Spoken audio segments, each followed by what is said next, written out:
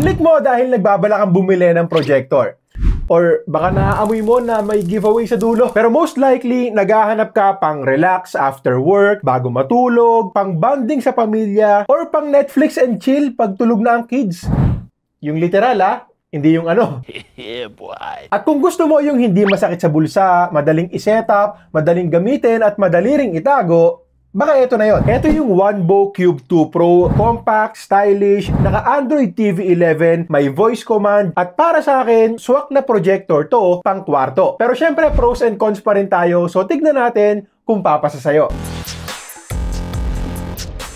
Unang tingin pa lang, kita na rin kaagad na aesthetics ang isa sa mga pinagtuunang pansin. Hindi siya yung typical projector design na bulky or yung flat na box pang meeting room. Ito mukhang pwedeng pang display sa kwarto or sa living room. Sabi nga ng OneBo, pwede daw isama sa mga libro kung may bookshelf kayo. Sa akin, kahawig siya nung premium Asus router na tinest natin last time. Pero yun nga, in terms of looks, mukha siyang decor piece. Actually, kahit nga ipatong sa center table, pasok pa rin. And meron nga rin pala tayong 3 color options, black, white, and green. So, goods din na pwede tayong makapili depende sa overall aesthetics na hanap natin. Again, compact form factor para sa isang projector. Magaan lang din, madaling bitbitin, tapos kapag ni-rotate or binuksan na natin, kaya hanggang 230-degree adjustment. Ibig sabihin, hindi lang sa wall pwedeng itapat, madali lang ding itapat sa kisame kung halimbawa gusto nyong manood ng movie nang nakahiga kayo. Sturdy at hindi rin naman basta-basta tutumba kung sakaling masagi yung table na pinagpapatungan. Pero ingat pa rin na baka matabig natin pa forward kasi pag nakaganito,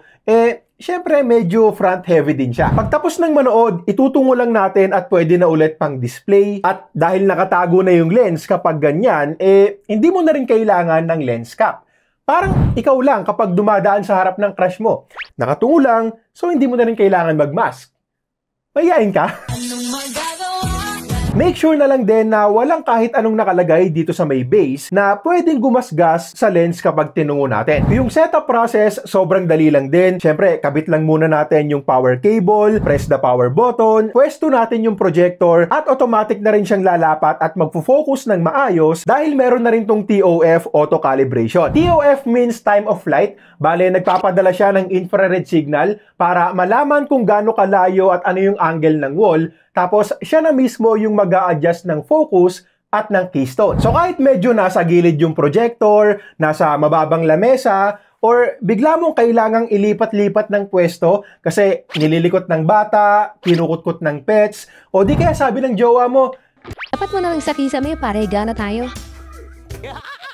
Pag nilipat mo siya ng pwesto or binago mo yung angle, automatic na siyang mag-a-adjust ng keystone at pati na rin ang focus kung i-enable natin yan sa settings para maging malinaw pa rin yung image at less hassle na sa atin. Pero real talk, hindi naman siya 100% perfect sa testing ko. May mga ilang pagkakataon pa rin na kailangan kong i-tweak ng konti yung keystone manually. Pero hindi naman big deal at madali lang din gawin. At usually, konting adjustment lang talaga. Nga pala, madali lang ding mag-login at mag-connect sa Wi-Fi. May 5 GHz band din. At eto yung itsura ng home screen natin. Parang naman sa display, 1080p resolution and malinaw yung mga text sa mga subtitles. Pagdating sa kulay, medyo dull lang ng konti. Lalo na kung ikukumpara natin sa mga TV, syempre. Expected na rin naman since projector to at hindi naman LCD panel. So, ang vibes niya ay parang sinehan din talaga. Mas soft, mas warm, mas chill sa mata. And for the price, okay na rin para ma-enjoy natin yung mga palabas. Yung brightness, ganun din. Rated at 500 ANSI and kung maaliwalas yung kwarto nyo, bukas yung mga bintana, visible pa rin naman as long as hindi sobrang laki ng projection at malapit lang sa wall. Pero syempre, kung sobrang laki ng projection, plus maliwanag pa yung ilaw sa kwarto, malakas yung bumbilya nyo, mag-wash out talaga yan. Normal naman yan sa mga projectors, lalo na sa ganitong price. At tulad lang din sa ibang mga projectors, best experience pa rin kapag patay yung ilaw natin. Sinubukan ko rin sa 100 inches na projector screen, patay yung ilaw at pasado pa rin sa akin kapag ganyan. Malinaw at enough brightness para makapanood ako ng maayos. Pakita ko lang din sa inyo, ito yung 230-degree rotation. Ganito kapag nakatapat sa wall, pwede ring itingala para itapat sa kisame. Tapos kapag binago-bago natin yung pwesto, automatic na rin yung focus at keystone keystone correction. Now again, naka-Android TV 11 to, so very familiar na rin yung karamihan sa atin pagdating sa interface. Very user-friendly, naka-Widevine L1 na rin for Full HD playback resolution sa Netflix, Disney+, at iba pang mga streaming apps. Speaking of apps, pwede rin tayong mag-download dyan, syempre. At one of the best features nito para sa akin ay yung voice command dahil napapadali talaga nito yung pag-navigate natin sa projector. Medyo matagal nga lang mag-respond sa voice command. Open Netflix.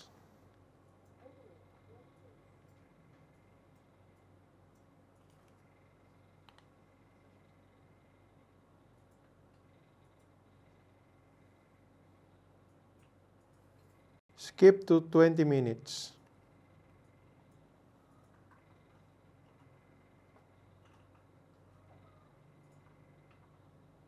Max volume.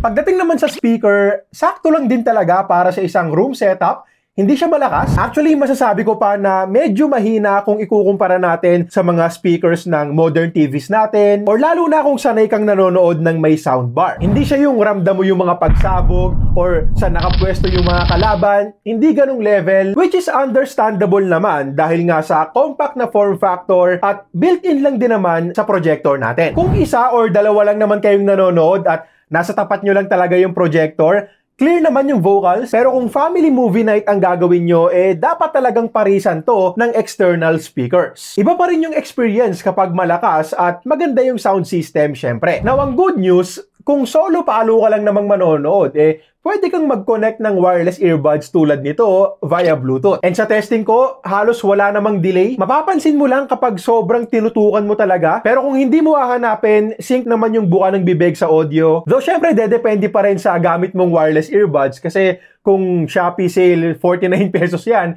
hindi para umasa masyado. Also, pwede mo nga rin pala siyang gamitin as a Bluetooth speaker lang without the projector light. Siguro swak naman to pang ambient sound or podcast bago matulog, pwede rin.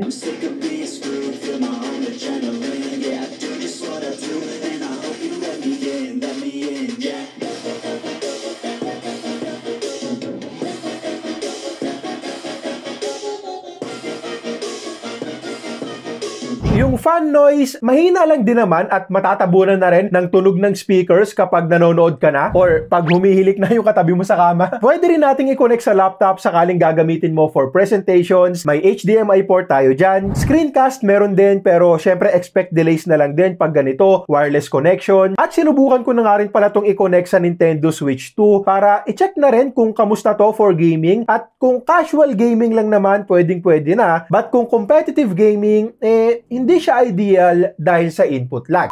Sorry, may giveaway nga pala akong sinabi kanina at munti ko na namang makalimutan. Ang kailangan lang gawin i-comment mo yung honest opinion mo tungkol dito sa OneBook Cube 2 Pro. Mapa-positive man yan or negative. Subscribe and follow mo na rin kami sa Facebook dahil dun ko i-announce yung mananalo. Pag nanalo ka na, pili ka ng isang kulay, white or green kasi sa akin yung black. At tulad ng dati, random yung bunot natin. So, iwasan na lang din natin yung mga paawa na comments at wag nyo na rin po akong i-email. Okay, so below 10,000 pesos lang itong OneBook Cube 2 Pro at kapag naka-sale, malaki-laki din yung discounts na binibigay nila, kaya nagiging panalo. May mga cons like medyo mahina lang yung speakers, hindi ganun ka-vibrant yung colors, hindi rin siya yung maliwanag na projector talaga, syempre. But still, kung makukuha nga natin ng naka-promo, sabihin nating below 8K, mapapalagpas ko yung mga bagay na yon. Setapan mo na lang ng patay na ilaw at magiging maganda na rin yung watching experience nyo. Plus, ang dami na rin kasing features para sa presyo like voice command, naka-Android TV na, malaking tulong din yung autofocus at auto keystone correction at isang plus din yung aesthetics and form factor.